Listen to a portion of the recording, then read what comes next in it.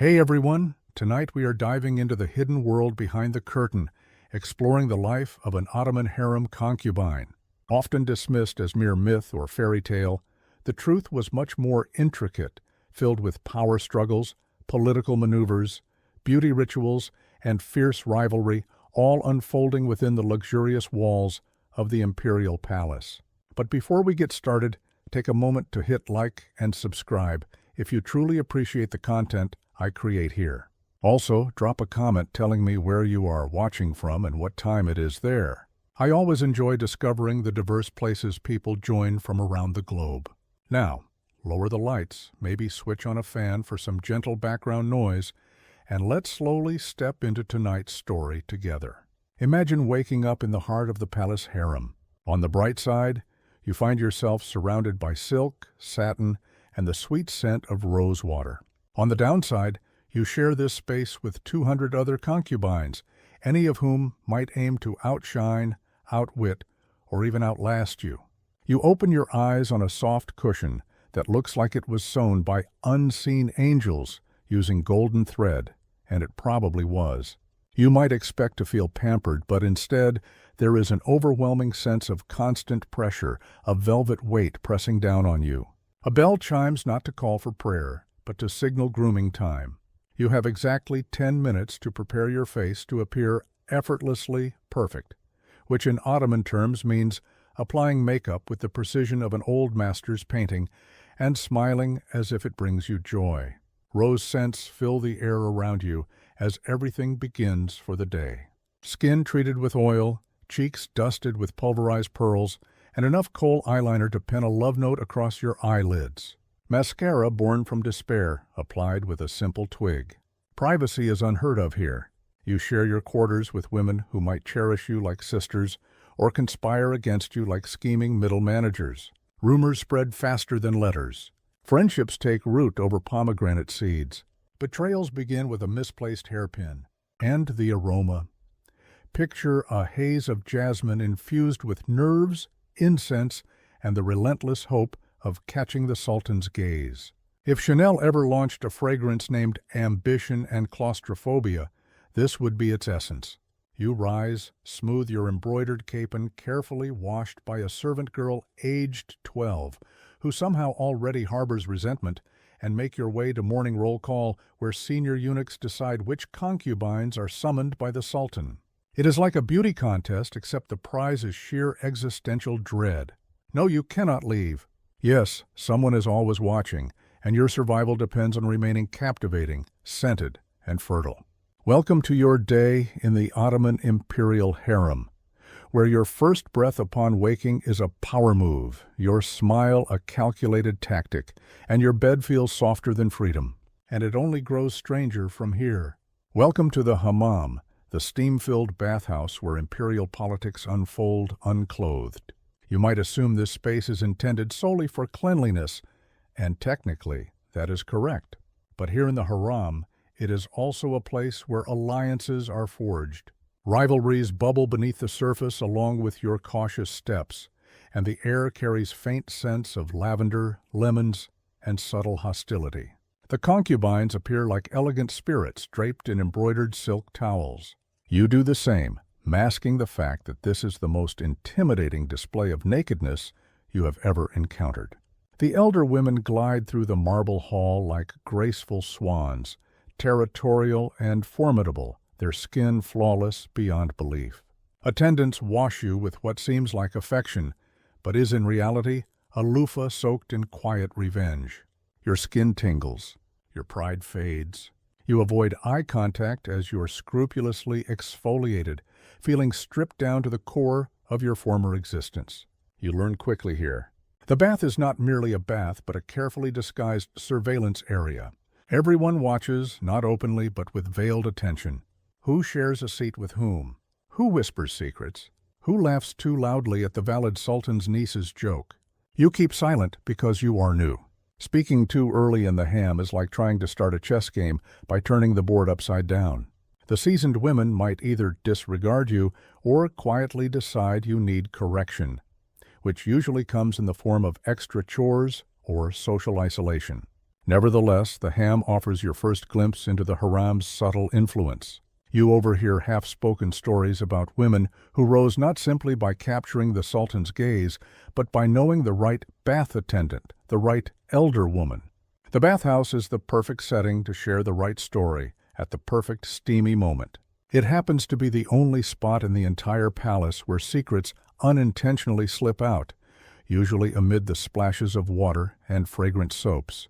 Here, you discover which concubines have the sultan's favor and which ones have not been called in for months. You hear rumors like which eunuch supposedly dropped a love letter. Such scandalous news. All of this unfolds while someone scrubs your elbows as if they harbor a grudge against them. You leave the bathhouse flushed, polished, and about 12% more suspicious than when you arrived. Your skin glows, but your thoughts are clouded forever by the heat, the scent of jasmine, and the delicate politics of close proximity. If you imagined the harem to be nothing more than silk cushions and distant flute melodies, that is a charming misconception. By now, you have realized it resembles less an innocent pastime and more a slow-motion game of chess, where every piece is beautiful, bored, and frightfully well-informed. Among the caste are the eunuchs, specifically the black eunuchs, high-ranking castrated guards who answer directly to the ruling sultan. They regulate who enters and exits the harem, who is summoned or ignored, and on rare occasions, who vanishes without explanation and is never spoken of again. Smiles do not belong to these men, nor do they need to. Their mere presence is enough to end careers. You soon understand that survival, even success, requires more than flattering the sultan. Instead, you must cultivate friendship with the eunuchs. Not through gifts, as that raises suspicion, nor through flirtation, which can be painfully awkward and highly unwise. Inappropriate behavior is unacceptable. The key is to be respectful, consistent, and most importantly, quietly helpful. You never ask for anything. You remain ready whenever called upon. Gossip is strictly off-limits because news spreads through this palace quicker than a deadly illness, and you certainly do not want your name linked to a story that ends with someone being sent to the laundry quarters. Meanwhile, the relationships among the concubines are intricate and delicate. You have cautiously made one friend, a girl from Serasia, who feigns interest in embroidery, but is clearly planning something long-term and ruthless. However, you also have an enemy, though the reason is unclear. She stared at you for far too long during combat training. You blinked. Since then, she has not spoken a single word to you. Everything here is subtle. Compliments serve as weapons. Smiles carry hidden meanings. You begin to yearn for the straightforward emotions of your old village goat. But you adapt. You learn how to read silence, how to stand close to power without appearing greedy, how to thank a eunuch for giving you a letter as if it were a sacred scroll.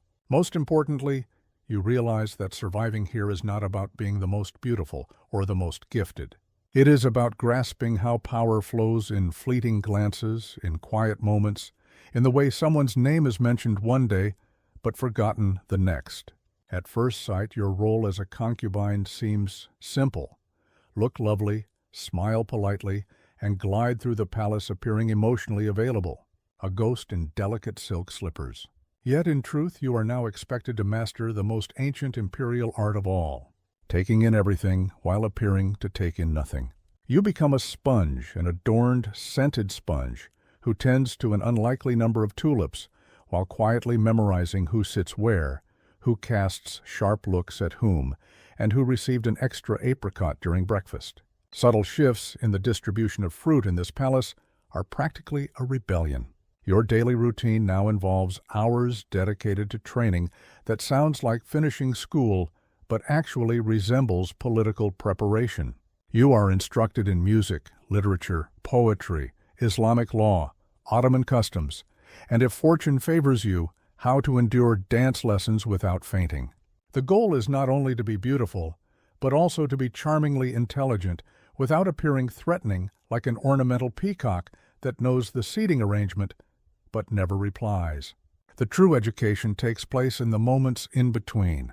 You learn to observe how long it takes for the valid sultan's tray to be cleared, and who does it. You take note of which envoy enters just before unfortunate news arrives. You remember who is missing. You never ask why. You listen far more than you speak. In fact, you remain silent unless someone 3 ranks above you requests your words. Even then, your response is concise, preferably a remark that is humble, thoughtful, and somehow complimentary, without seeming insincere. And while sitting calmly with your hands elegantly folded over your embroidery, which might or might not be a deformed dove, you silently observe.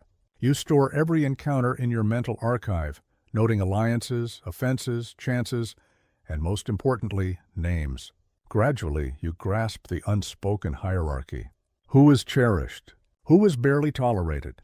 Who is on the edge of being sent to kitchen chores after missing 3 meals? Right now, you exist somewhere between the intriguing newcomer and merely acceptable decoration. Do not worry, it sounds worse than it actually is, because in the Ottoman harem, appearing harmless is one of the most perilous things you can do, and you are beginning to master that art. There are 2 types of dread in the harem: the anxiety of being ignored and the fear of drawing too much attention. Today, you dangerously flirt with the latter. It starts innocently. You receive a new garment, not the usual quiet grayish-blue cotton you have worn for weeks, but something daring, silky, rose-colored, adorned with delicate golden vines. You gaze at it as if it has just proposed to you.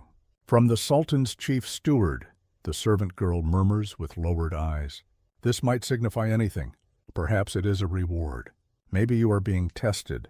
Or possibly the robe was intended for a different concubine, and you are unknowingly stepping into a deadly intrigue with soft sleeves. You slip it on. It fits uncomfortably perfectly. As you move through the harem's passageways, the other women notice, not blatantly, as that would be beneath them, but through carefully timed pauses in their chatter and raised eyebrows. A single glance so piercing it could sever, like an embroidery thread. You sit through the morning recital, your posture just a bit more upright than usual. You act as if you do not notice being seated slightly closer to the front, not right next to the favored ones, but hardly with the wallpaper girls either. Then comes the rose. Later that day, a servant delivers a lone pink rose to your chambers. Just one rose with no note or explanation. You clutch it as though it might explode. In the language of the palace, this could signify anything. Perhaps the Sultan has taken notice of you, or maybe someone wants others to think so. Or it could be a setup for palace rumors, the deadliest game of whispers in Ottoman history. The safest choice is to press the rose between the pages of your prayer book and share the secret with absolutely no one, not even your shadow, because your shadow gossips. You go to sleep that night wrapped in rose silk, feeling like a target inside a Valentine's Day card. Here in the harem, rising too quickly arouses suspicion. Standing out is perilous, but disappearing is far worse. So you maintain your posture, sip your sherbet, and brace yourself for whatever the combination of this gown and rose might represent. It could mean everything, or it could mean nothing. And in this place, both possibilities are equally frightening. Dinner in the harem is not just a meal, it is a performance. A fierce, highly charged spectacle where everyone wears silk and pretends not to be assessing their rivals while nibbling on stewed lamb. You step into the grand dining hall and choose your place. Not too close to the center because you have not earned that privilege yet, nor too deep in the shadows since you are not invisible at this point. The seating chart constantly shifts to reflect one's standing. One week you sit beside the cunning player who holds everyone's secrets. The next you find yourself near a woman silent since the year 1572.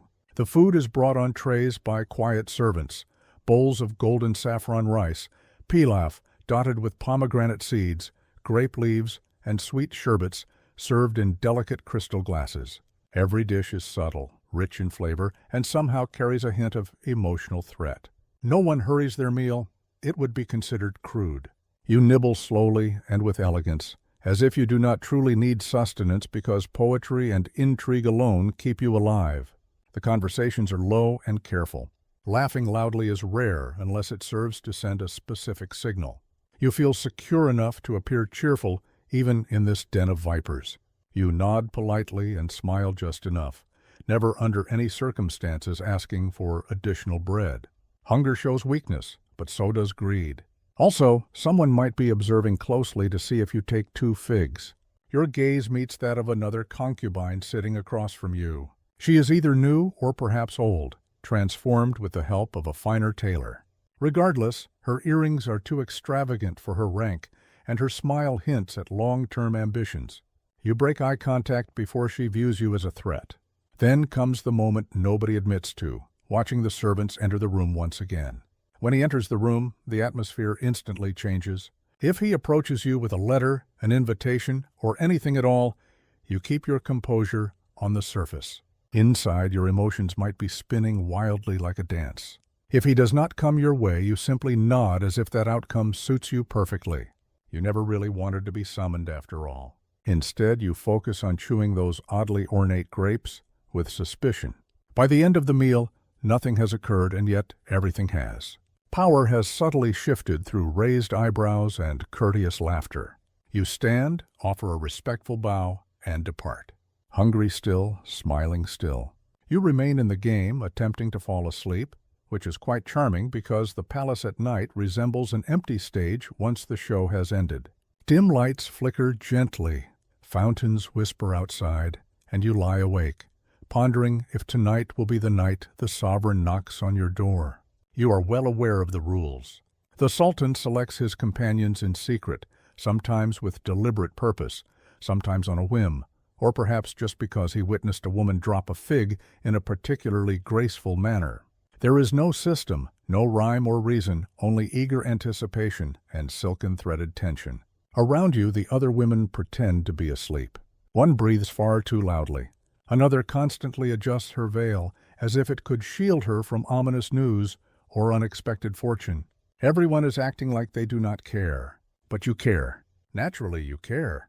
You were given a rose 2 days ago and still wrestle with whether it was meant as praise or a warning. Maybe both. Maybe neither. Communication in the palace is a complex game of shadows and signals.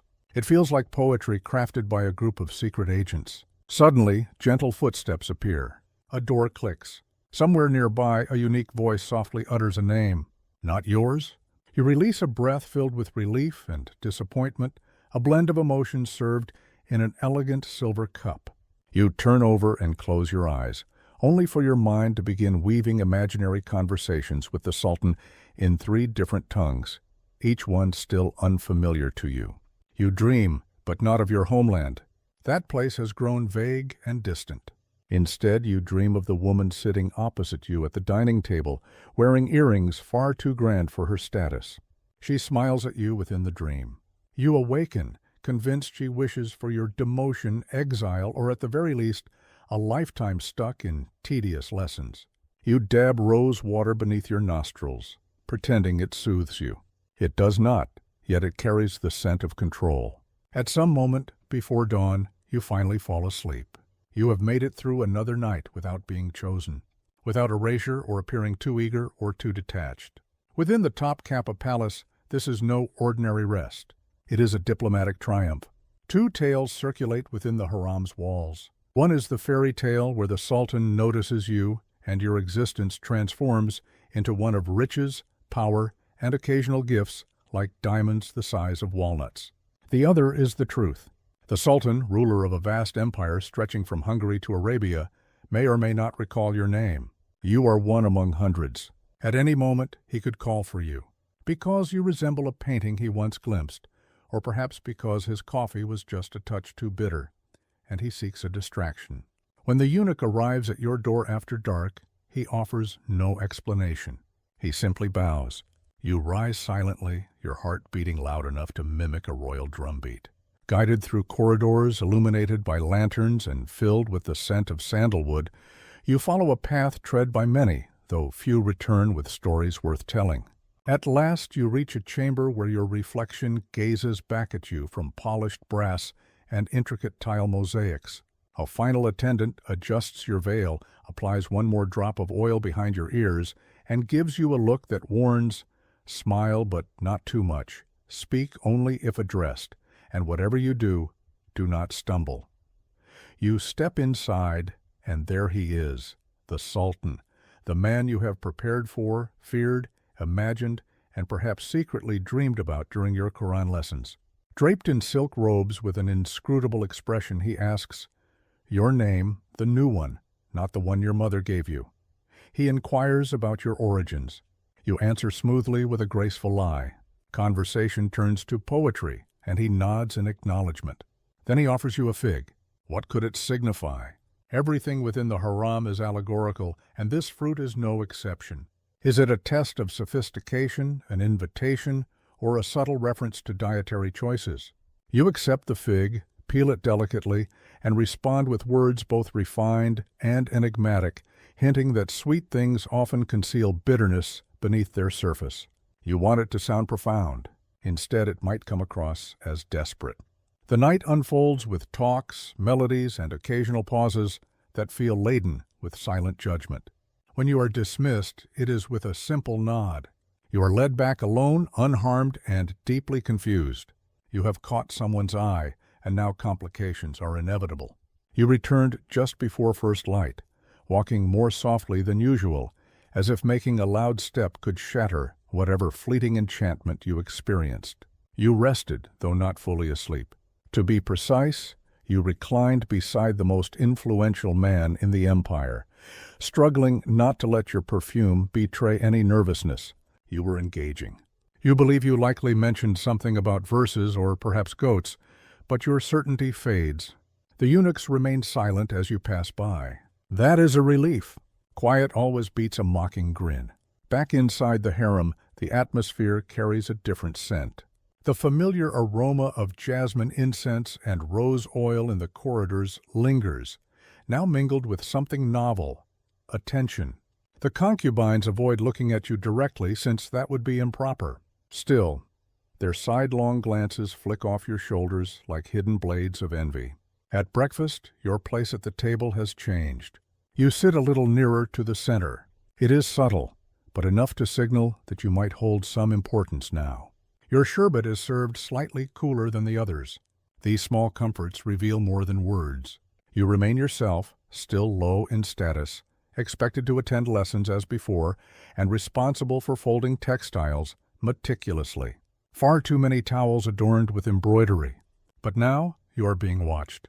Not by the palace guards, but by everyone else around you. Girls who never paid any attention to you before suddenly want to share their favorite lines from Persian poetry.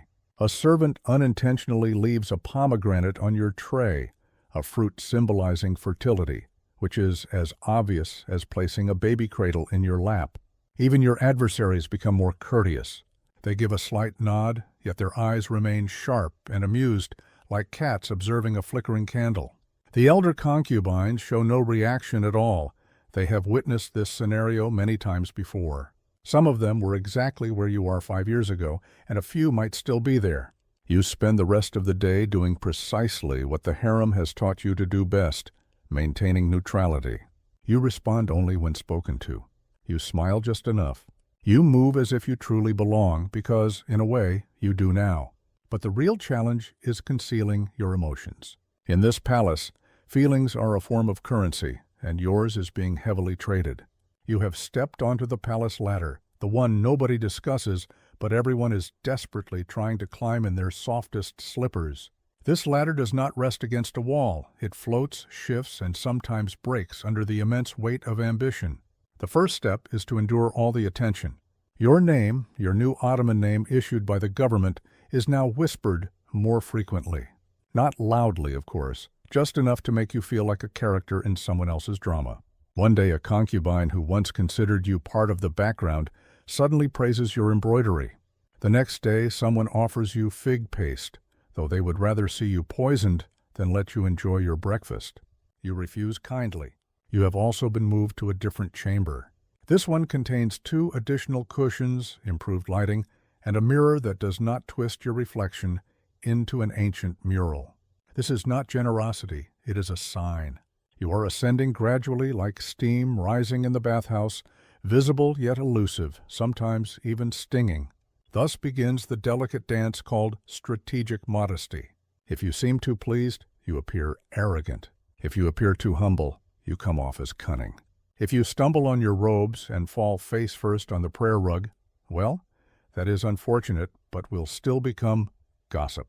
The Valde Sultan, the Sultan's mother and the supreme authority over all that sparkles, starts to notice you. Not openly, but her steward now gives you a nod in the corridor. That is basically approval or a warning, or perhaps both. Meanwhile, your colleagues start grouping into types, the friendly opportunists, the silent dangers, and one fearsome woman who seems fueled entirely by melanin-fueled vengeance. You learn to deal with them all, offering smiles that say, "I honor you," and eyes that silently declare, "But I will certainly outlast you." One morning, small pearls emerge on your calf skin and tiny ones at your collar. A gift, a test, or simply pearls. You wear them with care as if they were armor shining brilliantly. Every movement now holds significance. The way you walk, bow, or hold someone's gaze for a while, this is not about flirtation. This is a matter of diplomacy. Wearing slippers, you step delicately and cautiously, knowing that if you stumble, the ground is crowded with other girls who once possessed pearls as well. Certain moments in palace life make your heart race uncontrollably. Being summoned by the Sultan is one of those moments. Being noticed by the Valid Sultan is an entirely different affair. She does not merely manage the harem, she embodies it. Builder of alliances, guardian of customs, gentle grandmother one instant, fierce political force the next. And today, she looks directly at you. Not with a fleeting glance or a polite nod, but a steady, intentional stare that reveals she understands your origins, your path ahead, even how you eat your melon slices. Your reaction is the only one permitted. Inside, panic surges.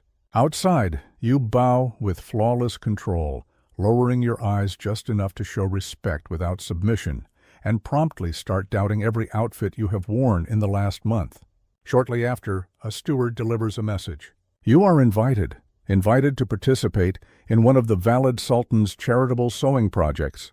In other words, she wishes to watch you among a group of older, shrewder women who can sense ambition from a great distance. You arrive punctually, neither too early, as that would seem desperate, nor too late, since that could be disrespectful. She sits surrounded by cushions, embroidery hoops, and a stillness that dares anyone to speak first. You remain silent. You thread a needle and act as if this situation is not an interrogation, masked as domestic duty. The other women engage in polite conversation. The authority listens quietly. Occasionally, she poses a question. Where did you study? Which surah do you prefer? Have you ever encountered someone who truly comprehends politics? You respond with care and elegance, as though your whole destiny depends on your words, because in reality it does. At one point she smiles, not directly at you, but nearby, which feels equally significant. When the session ends, you bow once more and leave with the poise of someone who has no inkling if they have been promoted or assigned to mere towel duties. Returning to your room, your roommate gazes at you as if you've just returned from riding a mythical creature. She looked at you, she murmurs. You nod, a faint smile on your lips. You don't say it aloud, but yes, she did, and you are still trembling. Suddenly, there is a knock at your chamber door. It is not the gentle tap of a friend, nor the hurried knock of a servant with towels. This one is purposeful, loaded with meaning and consequences. A message is delivered. You are summoned for a private tea by one of the Sultan's favored consorts. Her name is whispered throughout the harem like a lullaby that carries a blade. She is influential, composed, and depending on who you ask, either your best hope for survival or the cause of many girls' downfall. You vanish mysteriously during lunch. You agree. Naturally, you do, because refusing in this place is about as effective as tossing a fig at a cavalry charge. You dress with precise attention. Not overly flashy, because she might see it as a challenge. Not too plain either, as she could think it an insult. You choose a style that balances elegance with believable modesty and attach a hairpin that signals, "I am capable, but not scheming just yet." The tea room is compact, scented, and quietly intimidating. She sits alone, lounging like she invented the very act of reclining. Her robe is embroidered with threads likely worth more than your entire town. She motions for you to take a seat. You comply gracefully, with just enough courtesy to hint at your difference without begging for favor. She personally pours the tea. This gesture is either highly generous or deeply symbolic, perhaps both. What follows resembles a masterclass in subtle threats and indirect praise. She mentions hearing that you have attracted the attention of some powerful figures. She says it as if you accidentally adopted a wild panther. When you reply, she smiles. You cannot tell if she approves of your response or if she's marking you for future consideration. You discuss poetry, music, and the careful routines of palace life. She frequently nods and occasionally glances toward the door, as if deciding whether you merit her time or are simply another entry in her collection of promising newcomers. After the second cup, she sends you away with a smile sharp enough to cut. A career can be launched or destroyed. You return to your quarters feeling drained and somewhat uncertain if you have been recruited, cautioned, or subtly marked. Regardless, someone of great influence now recognizes your name. This recognition is both your most valuable strength and your latest vulnerability. By this point, you understand that words within the harem are like rare spices, applied cautiously and always with intent. Speaking too much reveals you. Saying too little causes you to fade into oblivion. However, if you say just the right amount and allow silence to fill the gaps, that is when you become truly formidable. Today's lesson unfolds in the music chamber, where a gathering of senior concubines engage in conversations about poetry, philosophy, and, to be honest, each other. You are invited to join them, not to speak, but simply to sit. This is a challenge dressed as a show of kindness. You arrive punctually, show the expected respect, and position yourself quietly in the corner like a carefully folded napkin. You sip your sherbet, nod occasionally, appear interested but not overly eager, and softly laugh at a single joke to seem human. Then it happens. One of the elder women turns toward you and poses a question. It is not yet a trap, merely a simple query about your opinion on a verse from the room. But you recognize what this really means. They are not judging your poetic taste. They are measuring your timing. You pause long enough to seem contemplative, but not so long as to appear desperate for a safe response. Then you say something that sounds thoughtful, respectful, and above all, ambiguous. They acknowledge you with a nod. They are pleased. You have been accepted. Later the questions return, this time concerning the new charitable project of the current sultan. You remain silent on any criticism. Instead, you praise the sophistication of the concept without claiming to grasp the political motive behind it. You choose words like inspiring and noble. You engage in a subtle battle of words with unseen opponents. The reality is that the greatest influence within the palace comes from silence, from a lingering look, from a smile that does not fully reach the eyes, from the hesitation before someone responds, when everyone leans in slightly to catch the direction of the unfolding situation. You exit that room having uttered fewer than 12 sentences. Yet, somehow, more people mention your name than the day before. You are not merely enduring anymore. You are mastering the art of moving silently, skillfully, and gracefully through a world where quiet moments carry more weight than loud speeches. The walls themselves remain attentive. Later, you discover a present on your pillow. No note accompanies it, no signature, just a small velvet box wrapped with a ribbon the shade of faded rose petals, possibly hinting at concealed judgment. You open it cautiously, as one would with anything in this environment, partly expecting fragrance, partly expecting danger.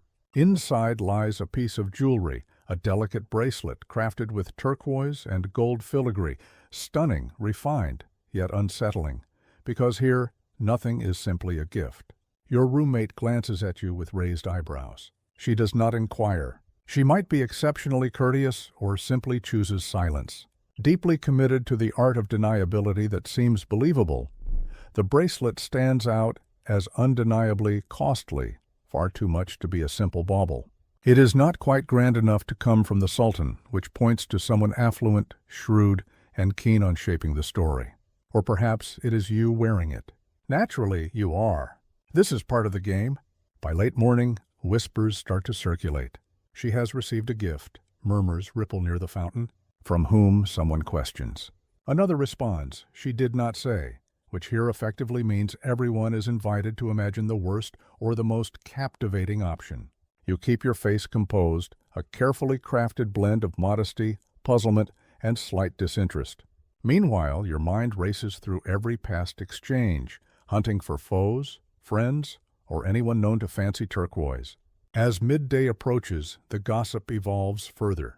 The bracelet becomes not a mere present, but a secret communication, a concealed offer, or a valuable legacy handed down by the noble sultan herself. All are fabrications, yet all dangerously plausible.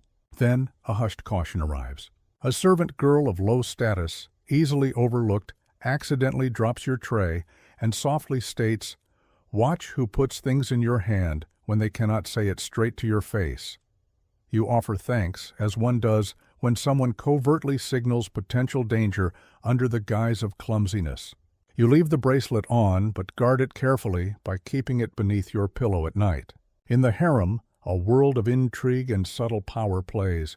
Trust is as fragile as the finest silk. A gift is seldom a simple sign of kindness. It can be a challenge, a restraint, a mark, or a subtle reminder that your name is being mentioned in places you have yet to enter. Sometimes the most perilous thing you can display is not a smile, but evidence that someone intends to possess you. One morning, shortly before the call to prayer, a summons arrives. Not from a servant or a guard, but in the form of a letter, sealed with imperial blue wax, brought without explanation, only an expression hinting that your life is on the verge of transformation. You sit in solitude as you open it. The handwriting is refined. The message is unmistakable. You are to be promoted, moved to more secluded accommodations, nearer to the Sultan, closer to the heart of the palace, and farther from invisibility. On paper, it appears as a rise in status. Yet, within these walls, a promotion is merely a more appealing term for vulnerability. However, you step into a realm of genuine power, politics, schemes, with the chance of bearing a royal child, becoming a consort, perhaps even the Sultan's favorite. This is the aspiration of many women. It is also the place where some disappear. You have until sunset to answer. So you wander through the gardens, the same ones where you once concealed yourself beneath the shadow of elder concubines. Now, those shadows seem smaller. The fountains murmur as before. The tulips bloom like fragile secrets. Yet the atmosphere feels altered. Your name is now the topic of conversation. You think of home, now a blurred memory. You recall the other girls, those who never ascended, those who rose too swiftly, they were intelligent, yet not clever enough. And you consider yourself not as the polished version trained in etiquette and poetry, but as the girl carrying her old name, hidden somewhere deep within her chest. On that night you dress with care, making one last deliberate choice. You step beyond the curtains, the silky boundaries that separate the familiar from the unknown. In the quiet, you respond. Perhaps you rise. Perhaps you disappear. Perhaps your name becomes part of palace legend. Or perhaps it is whispered quietly one final time, then folded away like a delicate scarf stored in a drawer no one ever opens again. Yet one thing remains clear. You were never merely an ornament. You were a strategist in a world of challenges, a survivor surrounded by scent, a lesson in self-control. For at least one full day, and possibly more, you balanced precariously between influence and danger without faltering. Long before comic characters and cinematic heroes, the ancient world had its own Amazons. These women were extraordinarily real and fearsome.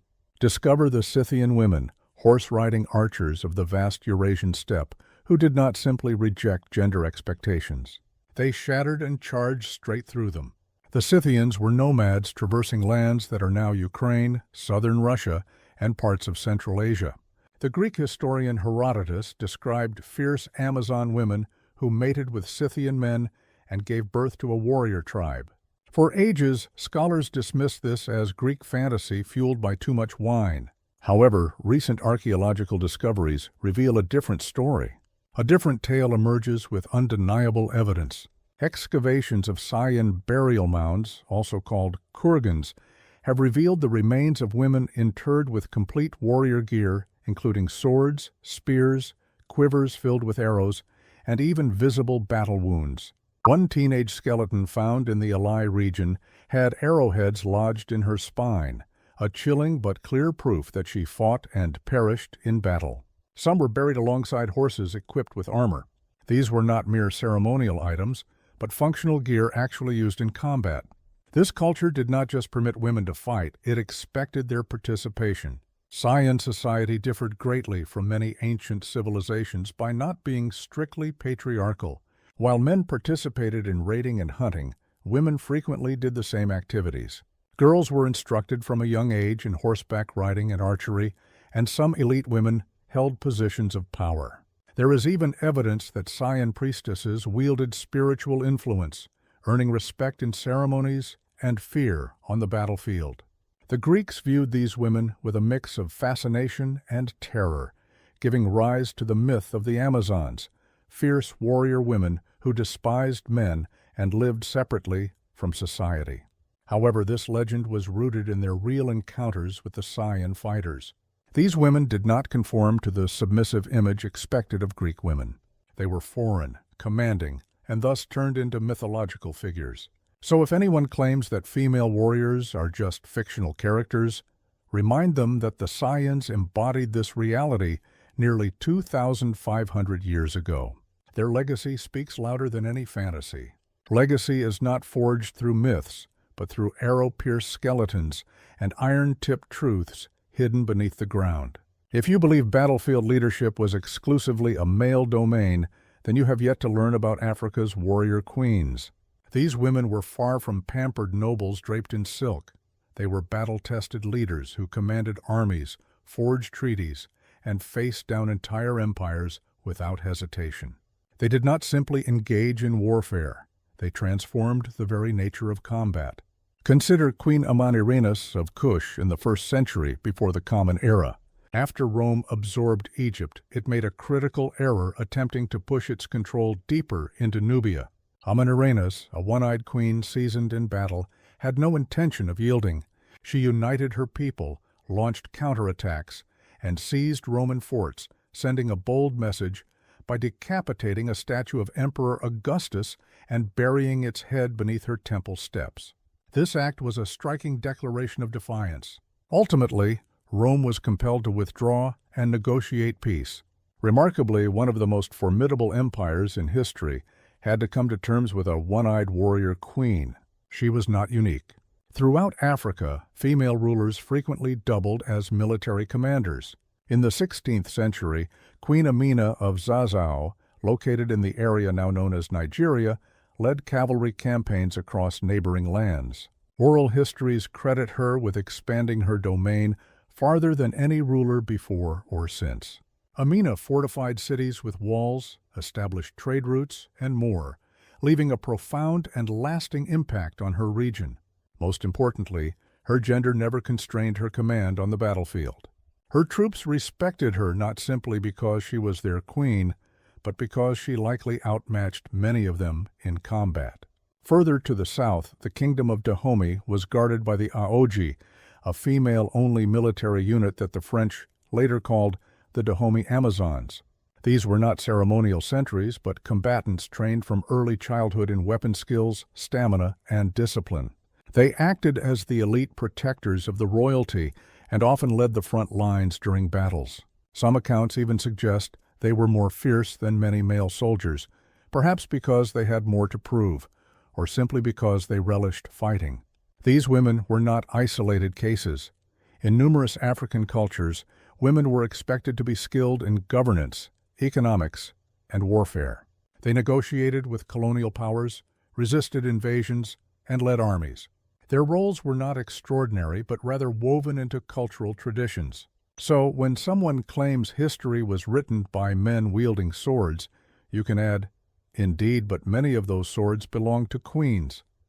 When envisioning ancient Greece or Rome at war, the usual image is male soldiers clad in bronze armor marching into battle. Yet, behind the fighting ranks, there existed a different kind of warrior, a woman who did not wear a tunic into combat, but seized arms when the city gates were under threat. Women in Greek and Roman societies were often compelled to fight when necessary. In classical Athens, women were officially barred from military duties and largely confined to domestic, religious, or symbolic responsibilities. However, when enemies threatened the city, these distinctions quickly faded. For instance, during the Persian Wars, Greek women provided crucial logistical assistance by distributing supplies, tending to the injured, and in some desperate moments, even hurling roof tiles from the city walls onto attacking soldiers. Though not the heroic image often associated with battle, their efforts significantly impacted the defense. A remarkable example occurred during the siege of Plataea in 429 before Common Era. Women trapped within the city took up arms and fought alongside the remaining defenders. According to the historian Thucydides, their participation was vital to the resistance. They were ordinary citizens transformed into fighters by necessity, proving that war does not always wait for formal training. In Rome, women were officially excluded from military action as well. Yet the history of Rome is filled with stories of women stepping forward in times of crisis. During the sack of Rome by the Gauls in 390 before Common Era, women negotiated with the attackers, offered personal jewelry to support defense efforts, and bolstered the morale of the defenders. Later, during conflicts such as the Second Punic War, Roman women often accompanied their husbands to military camps, sometimes serving as unofficial strategists or advisors. One especially significant account comes from the sack of Rome in 410 Common Era, when the Visigoths invaded the city, noble women such as Proba and others reportedly transformed their estates into sanctuaries, armed their staff, and organized resistance amidst the urban turmoil. These women were far from helpless victims. They played an active role in protecting their homes and ensuring survival. In ancient times, fighting was not limited to battlefields with swords. It often required sharp wit, bravery, and sometimes sheer desperation. Women stood right there amidst the chaos, defending their households when no one else was able to. If you were a Roman governor in Britannia around 60 CE, your greatest fear had a name, and that name was Boudica. She was more than just a queen. She embodied vengeance, fire, and wrath. Boudica had the ability to unite the entire population of angry Britons in revolt against the mightiest empire of the era. As ruler of the Iceni tribe in eastern Britain, after her husband King Presutagus passed away, he attempted to secure peace by dividing his kingdom between his daughters and the Roman Empire. Rome ignored this arrangement, annexed the land outright, publicly whipped Boudica, and in an act so brutal it is still remembered today, had her daughters abused. This was not merely political control, it was deliberate humiliation, which Boudica refused to accept. What came next was far from a small uprising. It was a full-scale war. Boudica emerged as the symbol of the rebellion, leading a coalition of tribes in a campaign of total destruction and fierce resistance. A campaign that shook Roman rule to its very foundations began dramatically. The first target was Camulodunum, now known as Colchester, a Roman settlement that was completely destroyed. Then came Londinium, present-day London, which was reduced to ruins by fire. Verilium, modern St. Albans, suffered the same tragic fate. The Roman historian Cassius Dio portrayed her as tall and fearsome, with a flowing mane of red hair and a powerful aura that drove her warriors into a wild frenzy. Tacitus, on the other hand, highlighted her eloquence and command, recounting how she spoke to her soldiers not as a noblewoman, but as a mother who had been wronged and as a warrior awakened to battle. Despite early successes, Boudica's forces eventually confronted a seasoned Roman contingent led by Governor Suetonius Paulinus. Outnumbered and lacking proper arms, the rebels were brutally defeated. Boudica's end remains uncertain. Some say she poisoned herself, while others claim she died fighting. Regardless, her downfall did not erase her legacy. The Romans learned a harsh lesson and thereafter approached tribal leaders with greater caution. They never forgot the name of the woman who brought an empire to its knees. Boudica's revolt was more than a mere rebellion. It symbolized how oppressed people, when led by someone who has nothing left to lose, can transform into an incredibly formidable force. In this instance, that force was embodied by a mother with a war chariot and a deep-seated resolve. In the feudal laws of Japan, the image of the samurai is traditionally male, a stoic fighter in lacquered armor, fiercely loyal, sword ready at all times. Yet a closer look reveals, amidst the cherry blossoms and ancient scrolls of Bushido, there existed a distinct type of samurai, one draped in both silk and steel. The honoracia, or female warriors, were not only real, but also fiercely formidable. Skilled in martial arts, archery, and military tactics, these noble women formed the secret strength of many samurai families. They were not commonly deployed in open-field confrontations like their male counterparts, yet when their residences, fortresses, or family pride faced danger, they fought with unwavering resolve and often showed no mercy. One of the most celebrated honoracia was Tomoe Goen, a 12th century fighter active during the Genni War. Portrayed in the Heike Monogatari, Japan's grand tale of conflict and honor, Tomoe was renowned as an unparalleled horsewoman and a deadly archer who could fell opponents with a single sweep of her katana. She charged into battle like a fierce storm, clad in full armor, with her long black hair flowing behind her like a victorious emblem. At the Battle of Azu, she is said to have beheaded a rival samurai in one-on-one combat, a final spectacular act before vanishing from history like a ghost riding into the mist. In the 19th century, another notable female warrior was Nano Teo, who fought during the Boshin War. Because women were barred from the imperial army, she organized her own group, an informal brigade of female fighters wielding naginata, traditional pole weapons. She died leading a desperate assault against imperial troops, struck by a bullet to the chest. Her last wish was to be laid to rest with honor by her sister, a testament to the courage and dignity these women carried to the very end. The enemy refused to take her body. These women were far from mere symbols or myths. They belonged to the martial tradition, embodying the core principles of Bushido: loyalty, courage, and selflessness. Some even underwent the very same rigorous training as their male peers during times of conflict. Naturally, as Japan evolved and centralized its military forces, the honoracia were gradually marginalized, their tales transformed into mere legend. Still, the undeniable truth persists within Japan's blood-stained legacy of samurai battles and fortress sieges. Women's swords were just as frequently honed and just as lethal. The Roman Colosseum stood as a testament to cruelty, spectacle, and raw masculinity. Lions, spears, enslaved persons, and tormented warriors engaged in deadly encounters. Yet, what if we revealed that not all gladiators were men? Hidden beneath the popular narratives about Roman fighters lies a lesser-known fact about female gladiators, the gladiatrices. Although their numbers were small, these women truly existed. They were not there to pass out refreshments, but to battle before roaring audiences, trained in the gladiatorial schools just like men, and often evoking both fascination and fear. Roman rulers, especially theatrical figures such as Nero and Domitian, delighted in the shock of female fighters. These women were novelties, certainly, but also fierce combatants in their own right. Evidence is sparse yet compelling, including a marble relief from Halicarnassus that depicts two women. Amazon and Achillea were engaged in fierce battle. The inscription even mentions that their fight ended in a draw, a result regarded as honorable. Their names were carefully chosen, inspired by legendary female warriors, portraying these women not as fragile imitators, but as fierce and worthy opponents. Ancient literary works also refer to female gladiators. The satirical writer Juvenal, known for his sharp critiques, derided aristocratic women who trained as gladiators, implying it was a scandalous abandonment of womanly traits.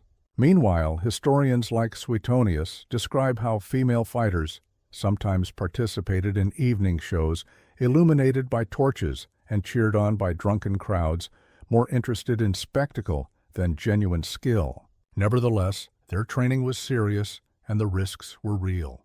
These women engaged in combat wielding swords, tridents, and nets, just like their male counterparts, and they suffered real injuries. Many were slaves, captives of war, or criminals condemned to the arena.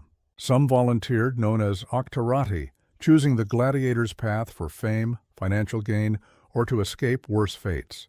In the year 200 AD, Emperor Septimius Severus forbade women from partaking in gladiatorial contests, possibly concerned that Rome's fascination with female fighters was becoming unconventional, or because women were proving exceedingly skilled. Although they never came to dominate the Colosseum, the gladiatresses claimed a fierce, blood-soaked niche of their own. On the sandy floor, gender held little importance. What mattered was ability and courage. Bravery and survival meant everything. The medieval battlefield was far from being a mere boys' club dressed in chain mail. While most women were excluded from official combat roles, some either overlooked this rule or intentionally defied it. Whether by disguising themselves as men, commanding troops as abbots, or refusing to remain cloistered in convents when conflict erupted, medieval women discovered ways to fight, both physically and symbolically. One unusual group of female fighters was the warrior nuns. During the Crusades, certain religious women did more than just pray for success. They took up arms themselves. Although the majority acted in defense, historical accounts show abbots and nuns leading forces when their monasteries or lands were under threat. In the 12th century, the abbess of Quedlinburg was not only a spiritual authority, but also a military leader, directing vassals into battle as the head of an influential religious domain. She did not wear armor, yet she issued commands with the authority of a general. In addition, there were women who became men in official records. Medieval documents reveal numerous instances of women dressing as men to join armies. Some were discovered and executed, while others successfully concealed their identities for many years. One notable example is the tale of a woman known simply as John, who served in an English garrison during the 100 Years' War. When her true gender was revealed, her comrades apparently accepted it and allowed her to continue because she fought with equal determination. Joan of Arc naturally is a standout figure in this field as a young peasant girl who claimed to have divine visions, donned masculine armor, and led the French forces to victories that astonished all of Europe. However, for every such Joan, countless unnamed women existed without visions or sainthood, relying simply on determination and chance. Even beyond the battlefield, women held strategic roles. Aristocratic ladies trapped in besieged fortresses often organized defenses, managed supplies, and negotiated with adversaries. Eleanor of Aquitaine was no sword-wielding fighter, but joined her spouse on a crusade and was said to have worn armor. Whether this was for symbolism, safety, or theatrics remains uncertain. The key idea is that the Middle Ages were far more diverse than they appear. Women discovered gaps within strict rules, bypassed norms, or forged entirely new paths. While history may not have always preserved their names, their influence on the battlefield was unmistakable. When the medieval Islamic world comes to mind, one might envision flowing garments, elaborate court veils, or scholars discussing philosophy and science. Yet what often goes unnoticed are the women who grasped swords, commanded troops, and defended towns when men were sluggish, absent, or caught up in politics. Consider Kala Binta Lazoa, a name still resonating in Arab legends like a battle cry. This 7th century warrior joined the early Muslim conquests and fought side by side with her brother. After his capture, clad in black armor, she charged through the enemy ranks with such expert skill that the soldiers believed she was Khalid Nalw, the legendary commander known as the Sword of Allah. When they discovered who she truly was, their spirits did not falter. Her reputation was forged through unmatched bravery and mastery with the blade. Women like her were not mere exceptions on the battlefield. In moments of extreme danger, especially during sieges, women took up arms to protect their families and cities. During the 13th century Mongol invasions, as the Khwarezmian Empire fell apart, some women fought fiercely on the streets of Nishapur and other cities, hurling stones, brandishing daggers, and transforming their homes into strongholds. They lacked formal military training, but urgent necessity became their greatest instructor. Farther west, in Al-Andalus, the Islamic region of Spain, noble women were far from confined. Many held significant political and military power. Wada bint al-Mustaki, celebrated mainly for her poetry, existed in a society where women of her rank often managed estates and protected them during times of internal conflict. Centuries later, during the Reconquest, Muslim women occasionally stood alongside their husbands, defending the final bastions of Granada. Another remarkable figure was Sayda al-Hurra, who never fought on conventional battlefields but ruled the seas as a pirate queen. In the 16th century, she led fleets across the western Mediterranean, instilling dread in European sailors. She was allied with the infamous Barbarossa, amplifying her influence and terror on the waves.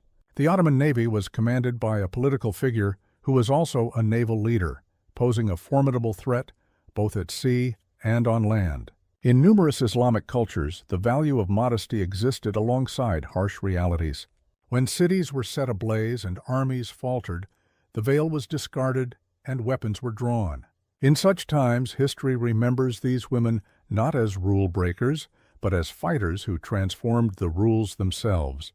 For hundreds of years, historical accounts depicted war as purely a man's world. Men were commanders, warriors, and heroes who died in noble battle while women stood on the sidelines, mourning or tending to the injured. Yet, beneath this surface lies a different narrative, a tale of women who refused to wait for an invitation to fight. They stormed into the fray, often driven by bravery rather than the promise of glory. From the Scythian horse archers believed to have inspired the Amazon legends to African queens who outsmarted empires, and women gladiators who spilled blood on the arena sands, every continent harbors stories of female warriors. Sometimes these warriors were rulers who inherited power, like Queen Amina or Boudicca. Other times they were ordinary people who rose up when chaos left no alternatives, such as cross-dressing medieval fighters, or women defending ancient cities from sieges. What connects them all is more than courage. It is their determination to refuse erasure from history. Their legacy is not measured by victories alone, but by the countless societal, religious, and political barriers they challenged. Through their actions, they compelled generals and historians alike to reconsider the very nature of warfare and gender roles. Rulers and historians have often been forced to rethink their beliefs. In many instances, this involved intentionally erasing certain figures from official accounts. After all, which empire would want to admit that it had been unsettled by a woman wielding a spear? Yet, evidence persists in weapons buried with skeletons, in poems, in indecipherable scribbles by confused historians, in oral legends, songs, and temple paintings. These narratives endured, sometimes fragmented and seldom praised, but vibrant enough to motivate future generations. Contemporary military scholarship has only lately started to fully appreciate the extensive role women played in warfare. This is not about elevating women over men in combat. It is about acknowledging that they were present all along, even when society claimed they should not be. So when someone insists that women warriors are rare exceptions, remind them that from the deserts of North Africa to the frosty plains of Central Asia, from sieges of fortresses to charges by chariots, women were not just part of the conflict. They were the unexpected element, the secret advantage history tried to hide but never managed to completely suppress. Because once a weapon is drawn, it does not care who uses it, but only what that person is prepared to do with it. Marcus Aurelius was born on April the 26th, 121 Common Era, in Rome, the very center of an empire spanning from Britain to the Arabian deserts. At birth, his full name was Marcus Annus Verus, and he descended from a noble family with strong senatorial ties. Put simply, Marcus was not beginning from nothing. His grandfather had served as a consul, and his family possessed both great wealth and strong political ties. However, young Marcus was never pampered by riches. Even in his childhood, he was known for being unusually serious, quiet, and reflective. He was the kind of boy who likely ignored toy swords and instead posed deep philosophical questions. The Emperor Hadrian noticed this somber and thoughtful boy and recognized in him something rare and valuable: integrity. He gave him the nickname Marcus Verissimus, meaning the most truthful, setting him apart for a future that few could even imagine. When Hadrian's original successor died suddenly, he adopted Antoninus Pius, but with one stipulation: Antoninus needed to adopt Marcus Aurelius as his heir. From that moment, Marcus was placed on a gradually advancing, responsibility-filled pathway, leading toward absolute authority. His education was exceptionally distinguished. Skilled tutors taught him Greek and Latin literature, rhetoric, and philosophy. Unlike many noble youths who saw studying as a burden, Marcus approached his lessons with almost religious enthusiasm, especially Stoic philosophy. He studied Epictetus and Seneca not just as abstract theories, but as guiding principles for life. For Marcus, philosophy was no mere intellectual exercise, but a practical guide for existence. He chose to sleep on hard floors, dress plainly, and practice fasting, not because he was ordered to, but because he sought to strengthen his spirit. Over the years, under the careful guidance of Antoninus Pius, Marcus developed not only his skills in ruling, but also a great deal of patience. Antoninus governed with steady calmness for more than 20 years. Marcus closely observed every action and choice. Like a diligent student preparing for a crucial exam, he understood would come. Unlike many heirs who crave power eagerly, Marcus viewed authority as a responsibility he could not escape, one that required strict discipline, self-restraint, and above all, clear ethical judgment. In essence, Rome was not grooming a carefree prince, but readying a philosopher to reign. When Antoninus Pius passed away in the year 161 after Christ, Marcus Aurelius took the imperial throne. Yet, true to his nature, he did not claim it with boastful celebration. Instead, he promptly demanded that the rule be shared with Lucius Verus, his adopted sibling. This decision was both humble and pragmatic. The Roman Empire was vast, complicated, and frankly overwhelmed by constant crises, too massive to be managed by any single person, even a philosopher. Lucius Verus was almost Marcus's complete opposite. While Marcus was stoic and methodical, Lucius enjoyed extravagant banquets and thrilling gladiatorial contests. Marcus spent evenings immersed in philosophical study by candlelight, whereas Lucius employed cooks and entertainers.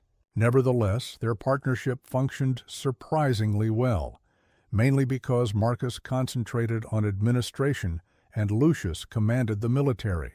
Rome certainly had no shortage of conflicts. Just a few months into their co-rule, the Parthian Empire, Rome's eastern adversary, decided it was time to ignite conflict. The campaign was led by Lucius Verus, while Marcus managed the supplies and organization. The conflict extended over several years, but ultimately concluded with a Roman triumph. So, it was a favorable outcome, right? Not exactly. The returning soldiers brought back more than just honor. They introduced illness. A strange epidemic, now thought to be either smallpox or measles, swept across the empire. This Antonine plague is estimated to have claimed around 5 million lives, including a significant portion of the Roman army. Cities declined, harvests failed, fear grew, and just when it seemed things could not worsen, they did. Germanic tribes along the Danube border noticed Rome's vulnerability and intensified their attacks. Rome was being assaulted from all sides. Disease, warfare, political turmoil. Marcus, still early in his reign, was already overwhelmed by disaster. Lucius Verus passed away in the year 169, likely a victim of the plague, leaving Marcus to rule alone, bearing the full burden. Most leaders might have fallen apart. Yet Marcus, composed, thoughtful, steadfast, viewed hardship not as disorder, but as a trial, a blaze to endure and not evade. He did not complain or withdraw. He relied on his Stoic beliefs and confronted the disintegration of Rome with quiet determination. Ultimately, for Marcus, emperorship was never about fame. It was about responsibility regardless of the pain.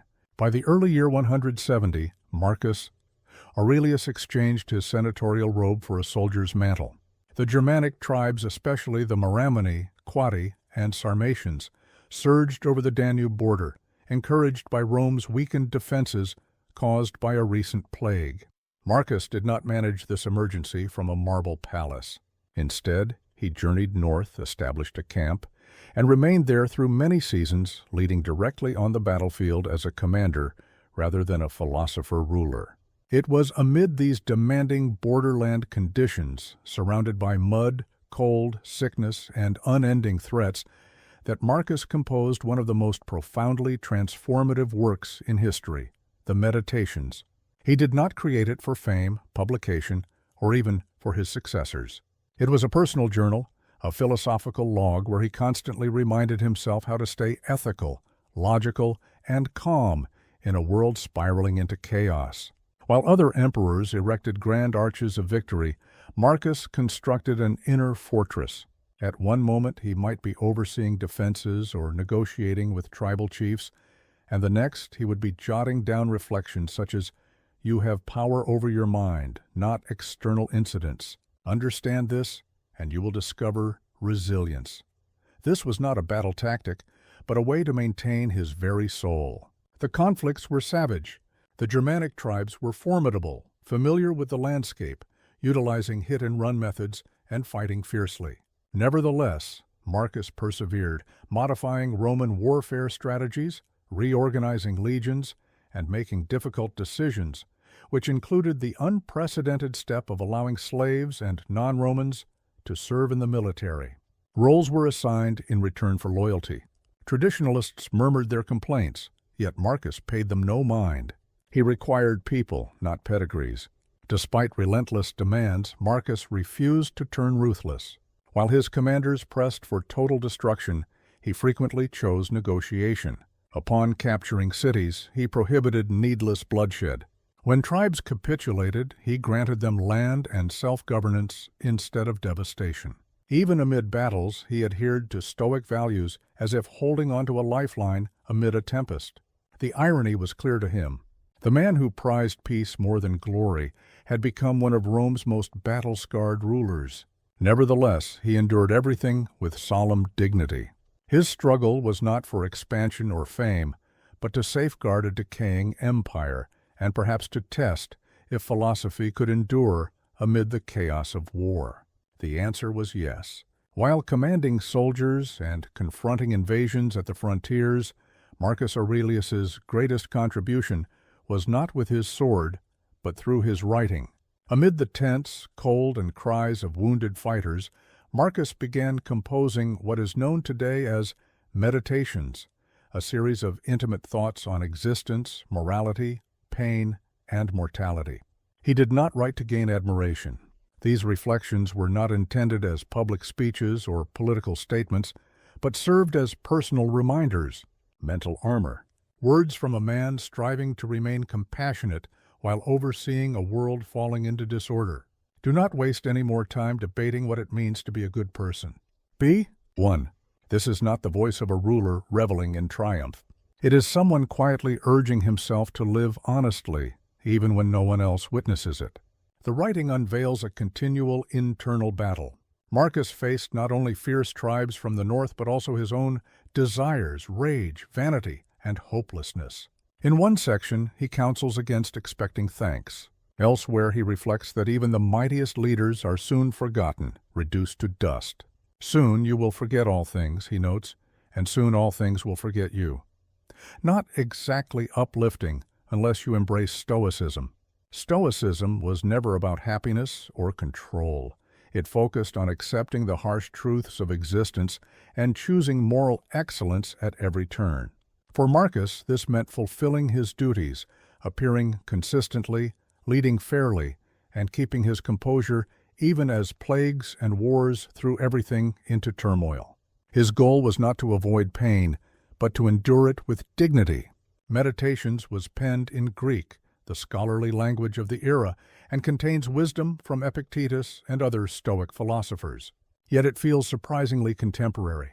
Marcus expressed concerns about exhaustion. He advised himself to remain composed when faced with difficult individuals. He reminded himself that fame is fleeting, pleasure often misleading, and death inevitable. It resembles the earliest self-improvement guide without the cheerful influencer or product plug. What makes meditation so extraordinary is its raw humanity. Here was the most powerful person in the known world, sitting quietly by candlelight, striving to act honorably and frequently meeting his own failures. He was not a man filled with doubt. He never promoted perfection.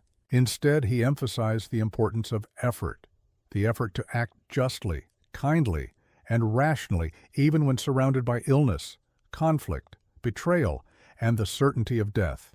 This is why his teachings continue to touch hearts today.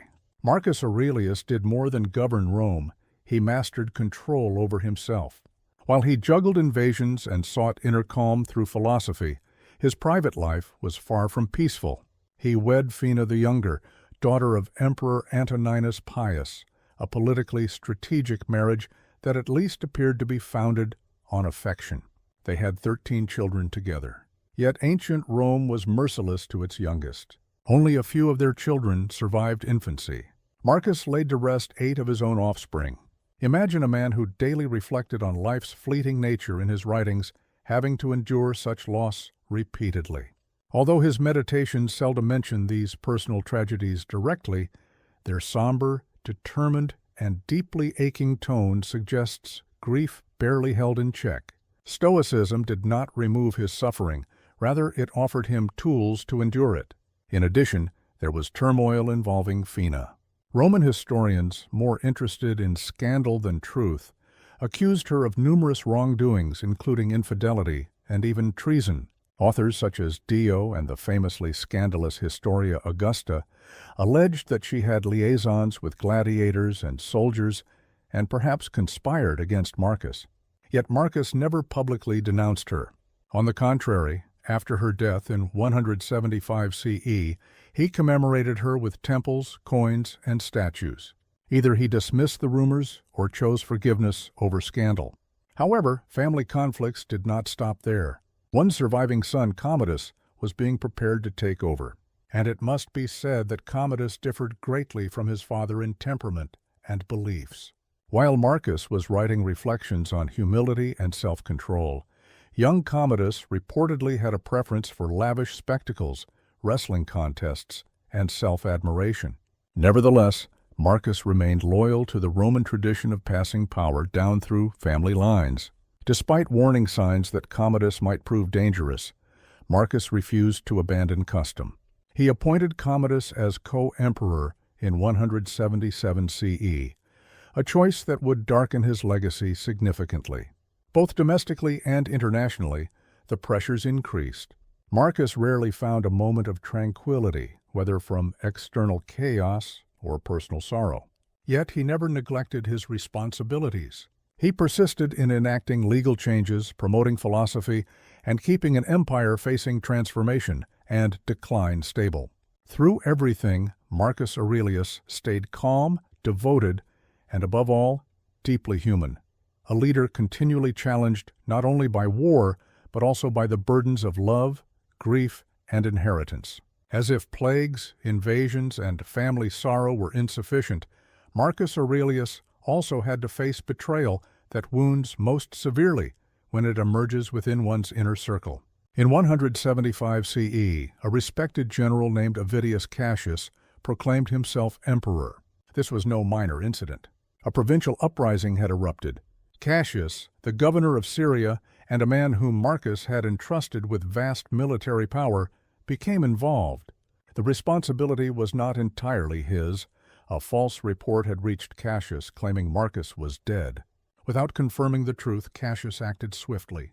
He embraced the imperial title, hoping to claim authority before the Senate or other legions could respond. This was a classic display of Roman ambition, outpacing the flow of news. The eastern provinces braced for civil war. However, Marcus did not lose his composure. He did not shout betrayal or anger. Instead, he started preparing to move eastward, not to exact revenge, but to restore peace. Remarkably, Marcus even contemplated granting clemency to Cassius. He valued mercy and wanted to maintain unity over pride or resentment. His letters reveal a leader committed to avoiding further bloodshed, even if it meant forgiving someone who attempted to usurp his throne. This was the purest expression of Stoicism, remaining composed not only amid turmoil but also when personally insulted.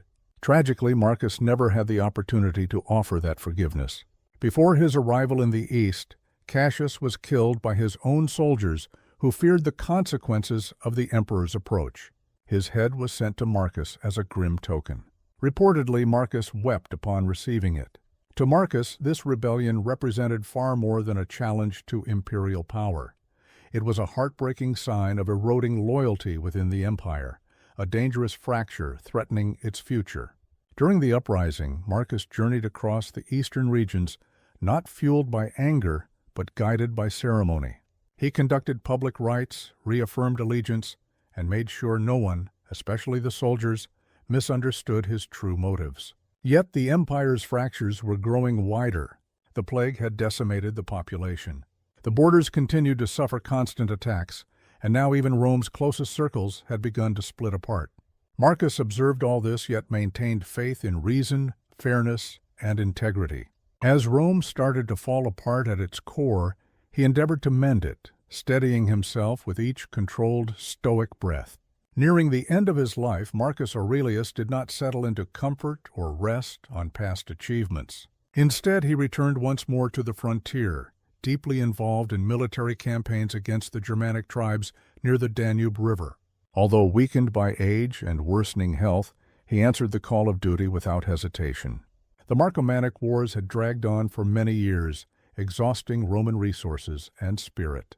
Marcus understood this conflict was about more than land. It was a fight for survival. The Germanic peoples were not conducting raids for pleasure, but were being forced southward by migrating populations, a chain reaction that would eventually contribute to Rome's collapse centuries later. Still, in the 170s, Marcus was determined to defend the borders, restructuring fortifications and settling displaced tribes as loyal allies of Rome. Allies continued to write while philosophical reflections unfolded amidst ongoing campaigns. In one haunting excerpt from his Meditations, he counsels himself, "Do not behave as if you were going to live for 10,000 years. Death constantly hovers above you." These thoughts were far from abstract ideas. They came from a man deeply conscious of his own imminent demise. In the year 180 of the Common Era, while stationed near what is now Vienna, Marcus Aurelius fell gravely ill, most likely due to the same plague that had troubled his reign. Historical accounts tell us he called his son Commodus close and imparted some advice, although whether it was philosophical wisdom, practical guidance, or words born of desperation remains unknown. What we do know is that Marcus passed away shortly afterwards, on March 17, 180, surrounded not by senators or scribes, but by soldiers. His death signified the close of what many scholars refer to as the Roman peace, or Pax Romana. It also marked the end of the era of philosopher kings in Rome. Commodus succeeded him on the throne, and to spoil the story, he was no Marcus. Rome's decline did not erupt suddenly, but was instead a gentle fading, beginning with Marcus closing his eyes and his legacy slowly unraveling. There was no grand parade, no final speech full of triumph, just an emperor in a cold northern outpost, doing what he had always done, enduring, contemplating, and fulfilling his duty to the very end. Marcus sought not everlasting fame through grand monuments. Instead, he aimed for immortality through virtue, and in that he succeeded. Throughout his life, Marcus Aurelius advocated for balance, self-control, and rational thought. Naturally, the gods passed the empire to Commodus. When Marcus passed away in the year 180, he left the realm under the control of a 19-year-old who appeared more fascinated by gladiator performances than by Stoic principles. Commodus enjoyed dressing as Hercules for battles in the arena and referred to himself as the Roman Hercules because humility was clearly absent in his character. This was not only humiliating, but also disastrous. During Commodus's rule, Rome sank into moral decay, growing suspicion, and governmental turmoil. He distanced himself from the Senate, indulged in extravagant shows, and casually executed political opponents. While Marcus viewed power as a solemn responsibility, Commodus treated it as if it were the prize on a game show. Bread and circuses became the norm for the population. This situation has puzzled historians for centuries. Why did Marcus, the thoughtful philosopher and introspective ruler, entrust the empire to such a man? Was it blind affection, a grave mistake, or did Marcus, deeply devoted to tradition and Roman ideas of dynastic succession, believe he had no alternative? The truth is that Marcus had many options. He could have selected a skilled military leader or a senator as his successor, breaking with precedent, just as Emperor Nerva had done by adopting a capable heir, was possible. Yet he chose not to. In the year 177, he appointed Commodus as co-emperor, perhaps hoping his son would grow under his example. The spoiler is that he did not. This stands as one of the most profound ironies in ancient history. The emperor who created Meditations, a timeless masterpiece on human conduct, failed to secure a worthy heir. Nature could neither prevent nor choose to stop his very own son from becoming the symbol of imperial collapse. Marcus was far from blind to his son's shortcomings. Even within his own writings, there are subtle signs of frustration and caution concerning flattery, arrogance, and self-indulgence, qualities that Commodus embraced wholeheartedly. Nevertheless, Marcus never rejected him. Whether driven by love, duty, or sheer weariness, he passed the reign to his son and then helplessly observed the empire burn. Commodus's governance concluded in assassination, and his demise triggered Rome's turbulent period known as the Year of the Five Emperors. This somber end sharply contrasts a reign characterized by stoic endurance. Marcus had managed to hold the empire together with his wisdom and determination, whereas Commodus shattered it through vanity and spectacle. Yet maybe this holds the deepest stoic insight. Even rulers cannot dictate what the future holds, only how they respond to it. Marcus Aurelius passed away almost 2,000 years ago, but his impact remains enduring. He was an exceptional leader, not merely wielding authority, but embodying principle. His reflections, penned amid warfare and restless nights, survived the collapse of empires, the emergence of new faiths, and the relentless flow of time, becoming among the most valued philosophical works in history. His legacy is full of contradictions.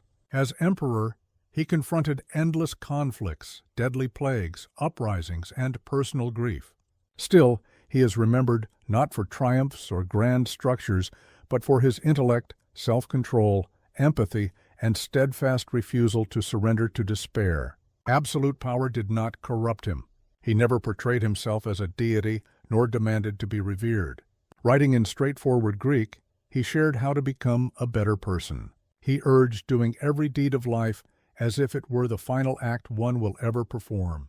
Even today, individuals ranging from political leaders to CEOs, athletes to therapists, still reference Marcus Aurelius.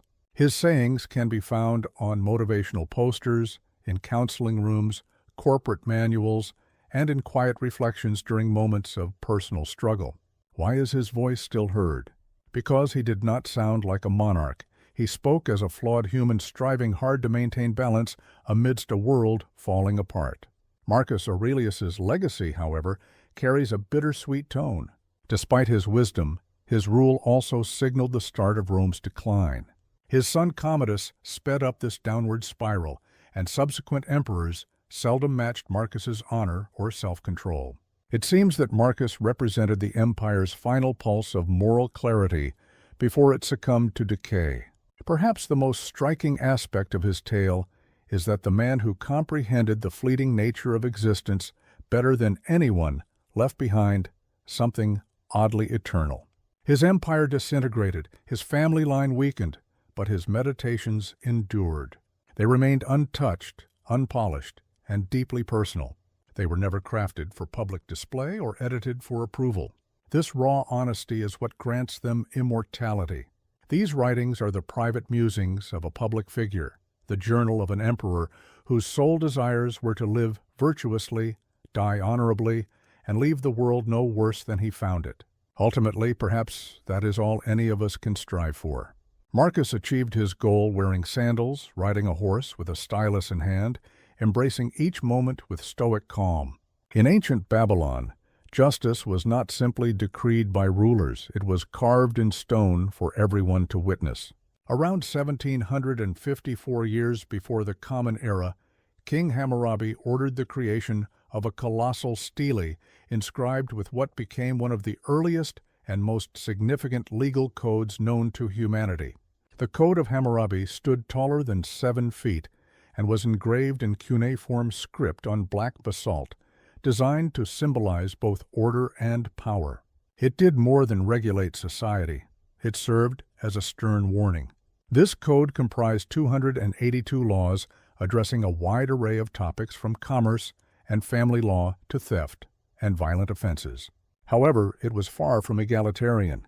The statutes mirrored a strictly hierarchical society where punishments varied greatly according to social rank.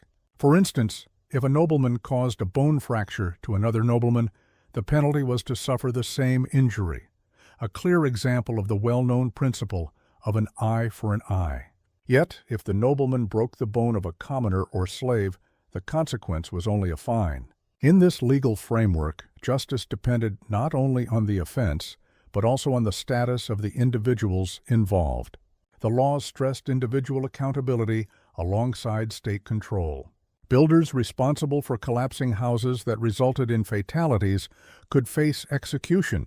Merchants caught deceiving customers risked severe physical punishments. Even conflicts within families were strictly controlled by rigorous laws that governed marriage, inheritance, and parental rights. Adultery, theft, and false accusations were met with severe punishments, frequently involving public disgrace or even death. What made this legal code groundbreaking was not only the substance of its rules, but also its prominent display. It was inscribed in public places, featuring an image of Hammurabi receiving divine authority from Shamash, the god of the sun and justice. This was no ordinary legal record, but a powerful form of propaganda, affirming that Hammurabi ruled by divine sanction and that his laws were sacred and unchangeable.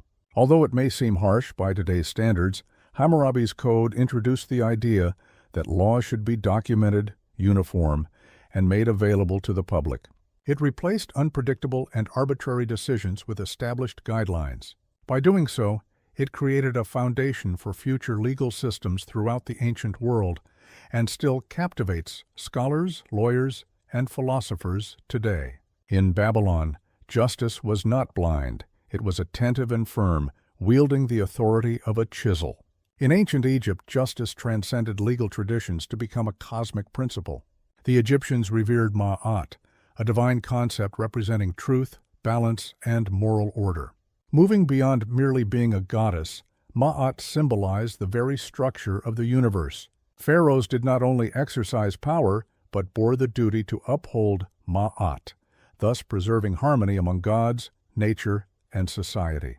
Unlike Babylon's codified legal texts, Egyptian justice was deeply intertwined with spiritual and cosmic balance. In ancient Egypt, justice was notably more adaptable and tailored to each situation than in Babylon. There was no single fixed legal code engraved on stone tablets. Instead, judges, who were often prominent officials or priests, interpreted the principles of Ma'at when delivering their verdicts.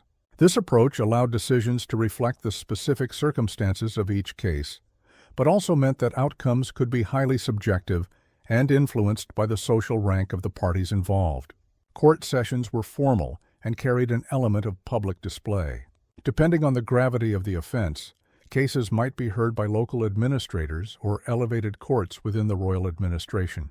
Both plaintiffs and defendants shared their accounts of the events, and witnesses played a crucial role. Legal documents, such as contracts, witness statements, and petitions were recorded on papyrus, demonstrating an advanced record-keeping system for the era. For everyday crimes such as theft or assault, sentences could range from monetary penalties and corporal punishment to compulsory labor. However, more severe offenses, including tomb robbery or acts of blasphemy, were perceived not only as crimes against the state, but also as violations against the divine order. Such transgressions sometimes resulted in execution, with methods including burning, drowning, or impalement. Additionally, some punishments extended beyond death. The deceased might face posthumous penalties like the desecration of their body to bar them from the afterlife. One of the most vivid representations of Egyptian justice is found in the Book of the Dead, where the heart of the departed is measured against the feather symbolizing Mayat. If the heart proved heavy with sin, it would be consumed by Amit, a fearsome creature part crocodile, lion, and hippopotamus, condemning the soul to eternal oblivion. If the scale balanced with the feather, the soul was granted passage into the everlasting paradise, known as the Field of Reeds. In ancient Egypt, justice was deeply intertwined with spirituality. The court was more than just a place to resolve conflicts. It was a sacred arena where divine harmony was maintained.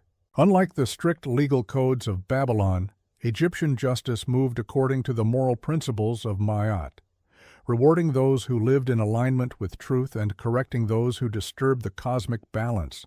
In ancient Greece, especially in Athens during the 5th and 4th centuries before the Common Era, justice took a strikingly different path compared to the divine or monarch-based systems of Babylon and Egypt.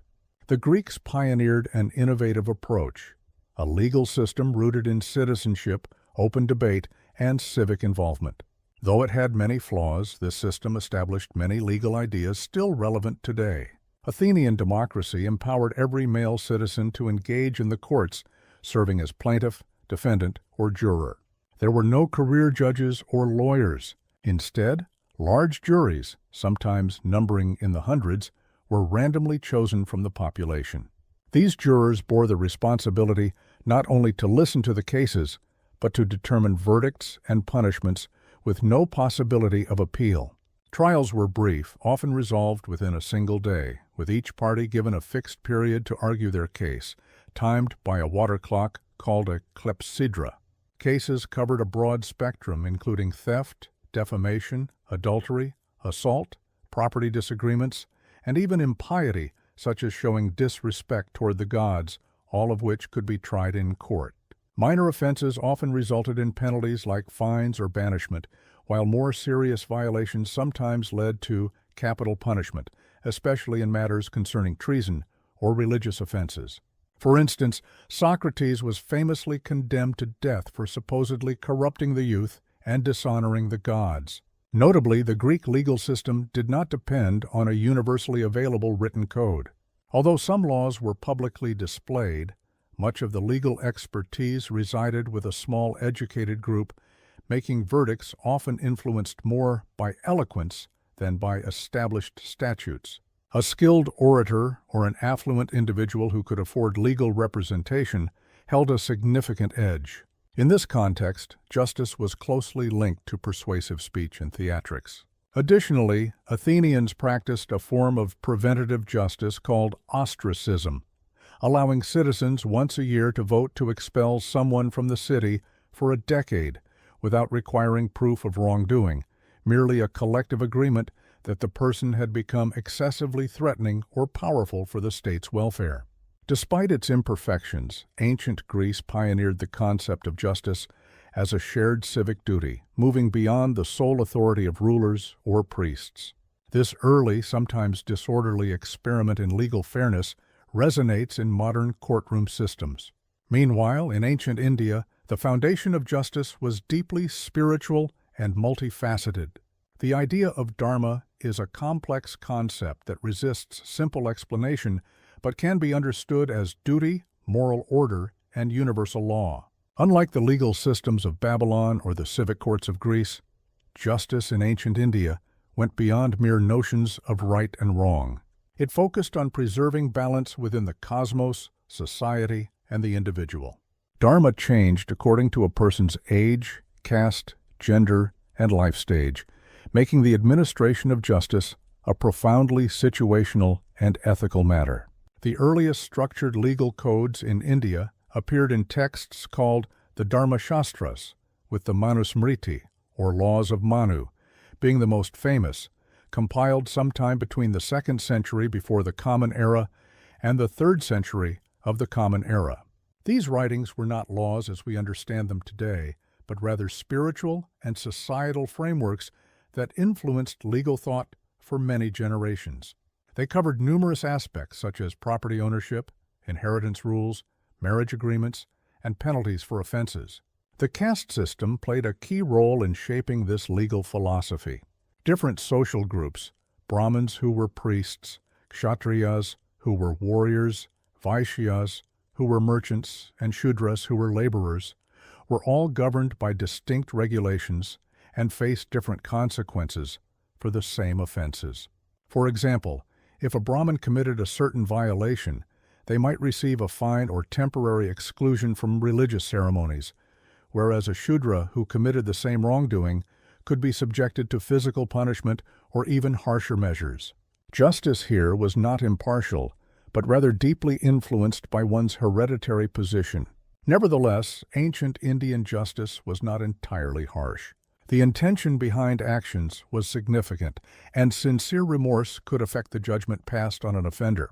One way to reduce punishment was through acts of penance or donations, and judges were encouraged to evaluate the moral and spiritual condition of the defendant. Monarchs frequently acted as the supreme judicial authority, supported by Brahmin scholars and ministers who combined sacred law with royal commands. Legal proceedings could include oral trials, particularly when the evidence was unclear. These trials sometimes involved extraordinary tests, such as carrying burning iron, passing through flames, or pulling items from boiling oil, thought to reveal guilt or innocence through divine intervention.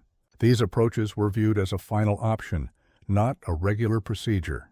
Above everything else, the judicial system in ancient India sought to restore cosmic harmony. It was not solely about punishing wrongdoers. Instead, it focused on rectifying spiritual misdeeds, mending social disruption, and steering souls back to their righteous path. Justice in that context intertwined morality, religion, and law in an inseparable bond.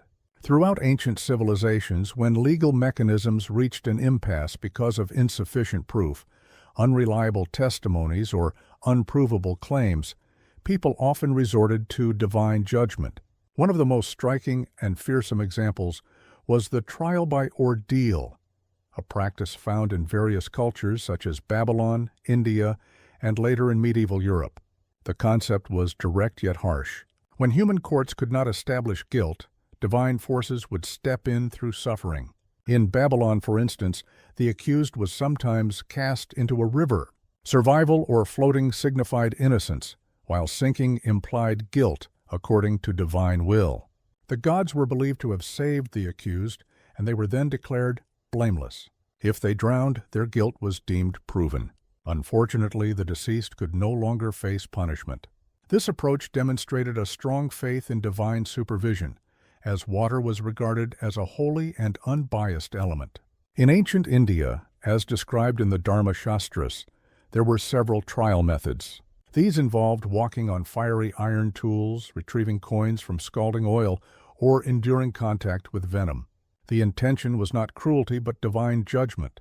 Emerging unharmed or with slight injuries signified innocence. People believed that the gods would not permit the blameless to suffer unjustly. Although shocking by present-day views, trials by ordeal sometimes were not only physical. Certain cases required oaths within sacred locations. Swearing upon a holy item or calling upon a deity's curse was thought to compel truthfulness. Dishonesty under these circumstances was expected to bring divine retribution either immediately or after death. The psychological impact of trials was profound. They could frighten the guilty into confessing and strengthen believers' faith in universal justice. However, they also exposed the vulnerability of human legal systems and the ancient desire for a judgment beyond mankind's reach. Ordeals typically served as a final measure for resolving disputes that defied other solutions. Despite their dependence on supernatural verdicts, these trials, they embodied a yearning for justice. Their methods were harsh indeed, yet they possessed a certain democratic nature. Both rulers and commoners could stand trial before them. Without modern forensic tools or formal procedures, suffering itself transformed into the courtroom, with the gods expected to act as judge, jury, and executioner. In ancient Egypt, justice was not delivered by unbiased courts or chosen juries. Instead, it sprang directly from the divine power of the pharaoh. As both sovereign and living deity, the pharaoh was regarded as the earthly manifestation of Mahat, the concept of truth, equilibrium, and universal order.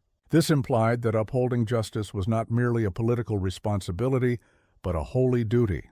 The pharaoh held supreme legal authority. His commands could overturn any verdict, order the punishment of criminals, forgive the accused, or alter laws as he pleased. Such immense authority rested not on human reasoning, but on divine approval. To defy the pharaoh was to threaten the universe's balance. Nevertheless, the ruler did not act without support. A vast administrative system spread throughout Egypt, involving royal officials in the capital and local judges in provincial areas. These functionaries performed roles as adjudicators, record-keepers, and investigators. Their rulings were shaped by royal decrees and the ideals of Mahat, rather than an established legal framework.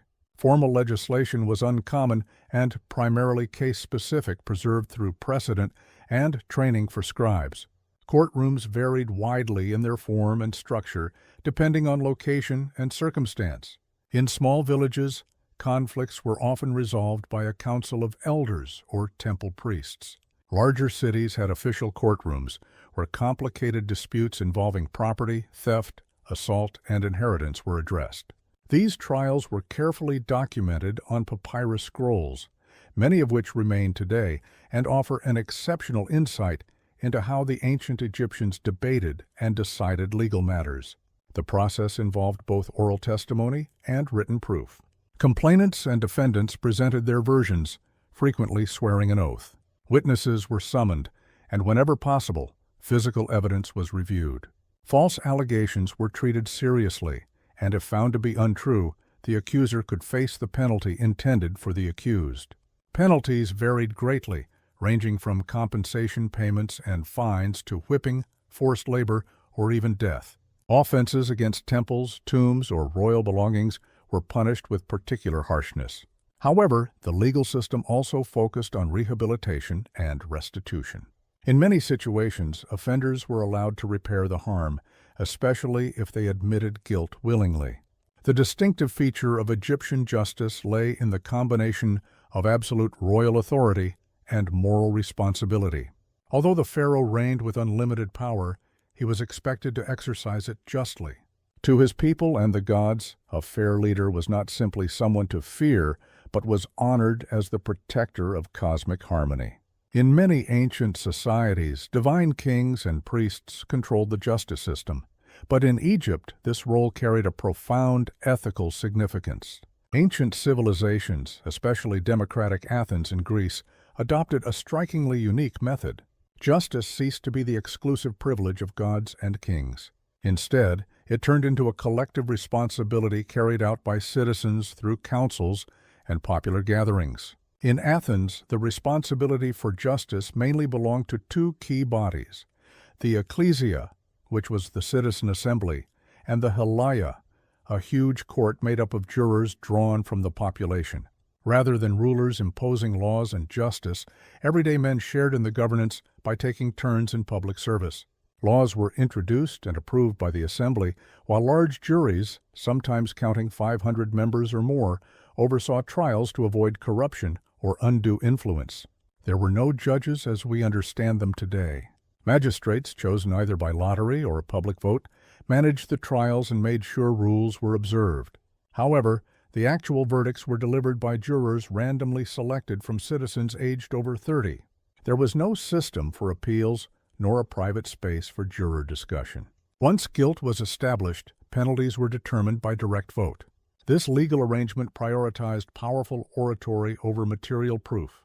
People accused and plaintiffs had to either speak for themselves or engage talented speakers to compose persuasive arguments for them.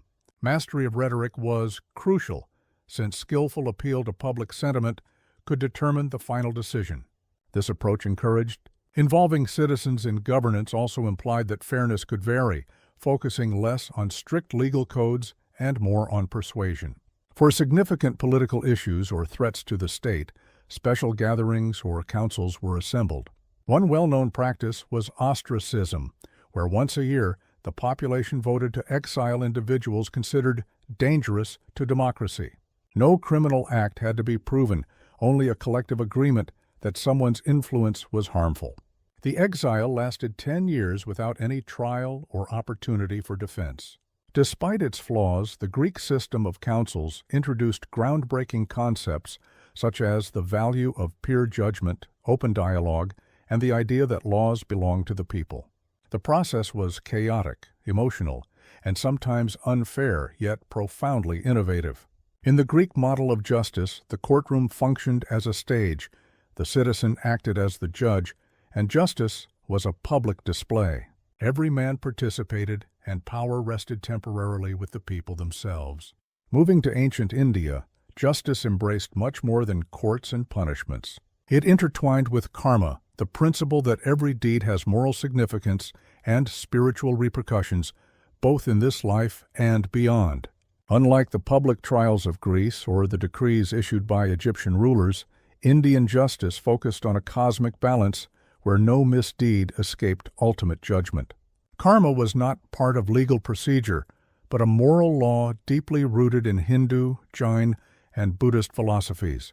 Positive deeds resulted in favorable consequences, whereas wrongful acts led to suffering, even if not instantly. A criminal might avoid human court systems briefly, yet the universe itself would restore equilibrium. This conviction encouraged moral behavior even without formal enforcement. Nonetheless, ancient India possessed organized legal frameworks. The Manusmriti, along with other Dharma Shastras, provided direction not only for courts but also for personal conduct. They specified duties tailored to each caste and societal position, emphasizing that justice was not uniform for all. Rulers were anticipated to govern by Dharma principles, and neglecting this duty could bring both spiritual and political repercussions. Emerging in the 5th century before the Common Era, Buddhism further enriched the karmic concept of justice.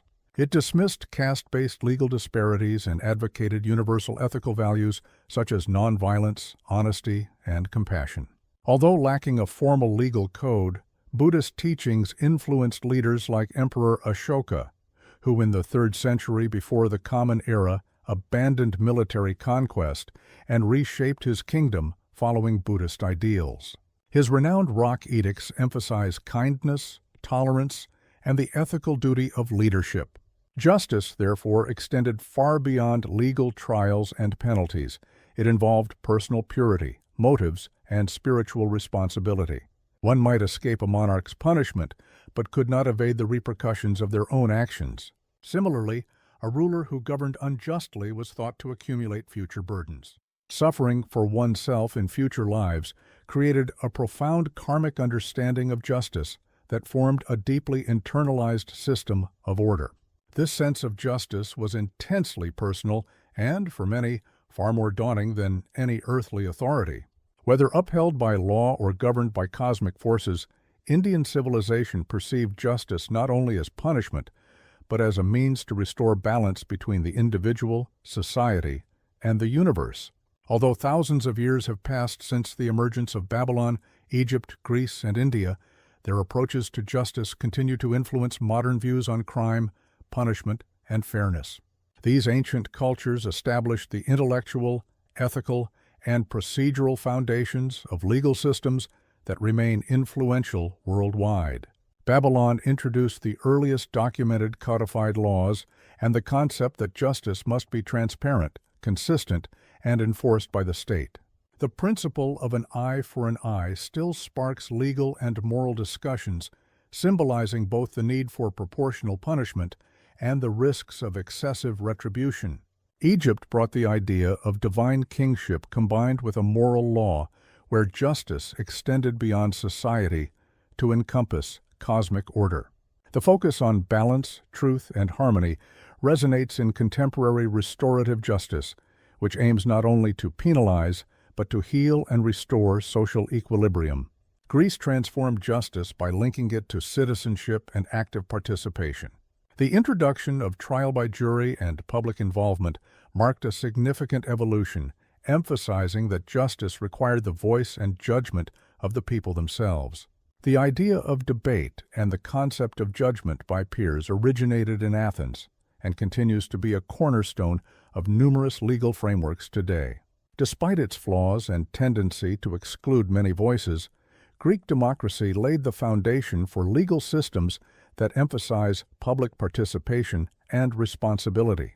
India brought profound spiritual and ethical elements to the idea of justice. The principles of dharma and karma introduced a moral framework that promotes individual accountability and self-discipline.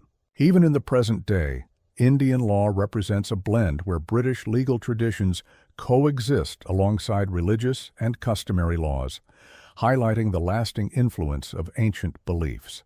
These early systems were far from perfect. They were often unfair, biased towards social elites, male-dominated, and harsh in punishment. They favored the powerful, oppressed the weak, and reinforced societal hierarchies. Yet they raised vital questions that remain important now. Who has the authority to define what justice is? Should it be based on divine will, collective agreement, or ethical principles? Must laws be uniform for everyone or tailored based on social status? How can punishment be balanced with compassion? While contemporary legal systems are generally more empathetic and organized, they still carry the legacy of their origins. The expectation that laws are unchangeable remains strong in society. We continue to discuss justice in various forums such as courts, assemblies, and intellectual gatherings. The ongoing struggle between authority and fairness, legality and ethics, wrongdoing and punishment, persists across time. In many respects, our quest for justice today is deeply connected to these ancient roots. The pursuit of justice has a long and continuous history that stretches back through the ages. It is a concept that has been shaped and reshaped by countless generations, reflecting the evolving values and principles of societies. From the earliest codes of conduct to the modern legal systems, the idea of fairness and accountability remains a central pillar in human civilization. This timeless quest endures as people strive to balance rights and responsibilities, ensuring that wrongs are addressed and harmony is maintained. Justice is not a static notion. It adapts to new challenges and contexts, always aiming to uphold the dignity and equality of individuals within a community. The journey toward justice is far from complete, but its foundational role in society continues to inspire efforts worldwide.